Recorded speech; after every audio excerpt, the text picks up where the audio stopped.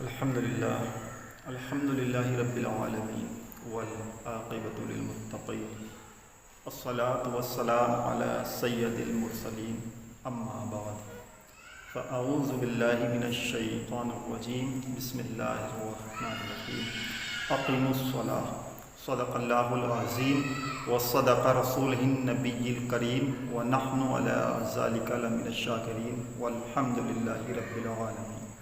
یا شیخ عبدالقادر جیلانی شیئا للہ، یا شیخ عبدالقادر جیلانی شیئا للہ، یا شیخ عبدالقادر جیلانی شیئا للہ۔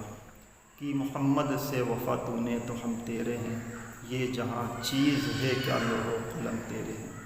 محترم حضرات، آئیے ہم اور آپ سب سے پہلے اپنے آقا کی بارگاہ میں درود شریف بآواز بلند پڑھیں۔ پڑھیے اللہ رب محمد صلی اللہ علیہ صلاۃ و سلام علیک یا رسول اللہ صلی اللہ تعالی علیہ وسلم۔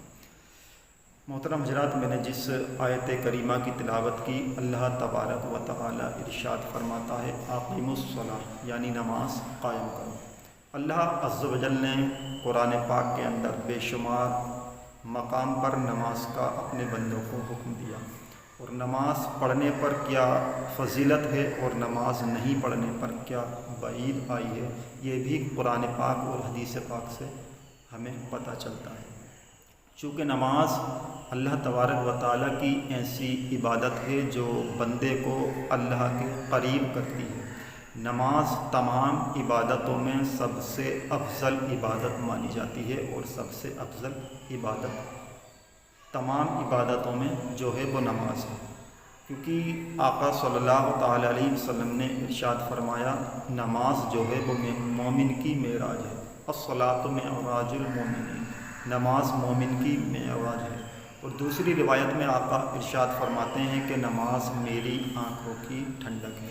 صحابہ نے پوچھا یا رسول اللہ صلی اللہ تعالی علیہ وسلم، یہ نماز کیا ہے؟ تو حضور ارشاد فرماتے ہیں دیکھو مجھے جیسا میں کرتا ہوں ایسا کرو، یہ نماز ہے۔ پتہ چلا کہ آقا صلی اللہ تعالی علیہ وسلم کا طریقہ جو ہے وہ نماز ہے۔ جس طرح حضور صلی اللہ تعالی علیہ وسلم نے ہمیں نماز کا طریقہ بتایا، اور جس طرح اللہ تبارک و تعالیٰ نے اپنے بندوں کو نماز کا حکم دیا، تو ہمیں نماز کو ہر حال میں ادا کرنا ہوگا، کیونکہ نماز ہر مسلمان مرد عورت عاقل بالغ پر فرض ہے۔ نماز کو ہمیں ہر قیمت ادا کرنا ہوگا، کیونکہ نماز جو ہے وہ کسی بھی قیمت پر معاف نہیں ہے۔ نماز ہمیں 5 وقت کی پڑھنی ہوگی، کیونکہ نماز سے بندہ اللہ کے قریب ہوتا ہے، نماز سے بندہ بری باتوں سے دور رہتا ہے، کیونکہ دوسرے مقام پر اللہ تبارک و تعالیٰ نے ارشاد فرمایا ان الصلاۃ تنہی عن الفحشاء والمنکر، بے شک نماز روکتی ہے بے حیائی اور بری بات سے۔ اللہ تبارک و تعالیٰ ارشاد فرماتا ہے کہ نماز مسلمان کو بے حیائی اور بری بات سے روکتی ہے، تو نماز ہماری حفاظت کرتی ہے، نماز ہمیں بری باتوں سے روکتی ہے۔ آقا صلی اللہ تعالی علیہ وسلم کی بارگاہ میں ایک شخص آتا ہے، اور کچھ صحابی آتے ہیں اور عرض کرتے ہیں یا رسول اللہ، ہم نے دیکھا کہ فلاں شخص جو ہے وہ نماز بھی پڑھتا ہے اور گناہ بھی کرتا ہے۔ تو آقا ارشاد فرماتے ہیں ان قریب ایک دن ایسا آئے گا کہ تم دیکھو گے کہ وہ شخص جو ہے گناہ سے رک گیا ہے۔ تو کچھ دنوں کے بعد صحابہ کرام نے دیکھا اور ارشاد فرمایا کہ ہم نے دیکھا کہ جو شخص نماز بھی پڑھتا تھا گناہ بھی کیا کرتا تھا، تو ایک وقت ایسا آیا کہ وہ نماز اتنی کثرت کے ساتھ پڑھنے لگا کہ ہر گناہ کو اس نے ترک کر دیا، یعنی ہر گناہ کو اس نے چھوڑ دیا۔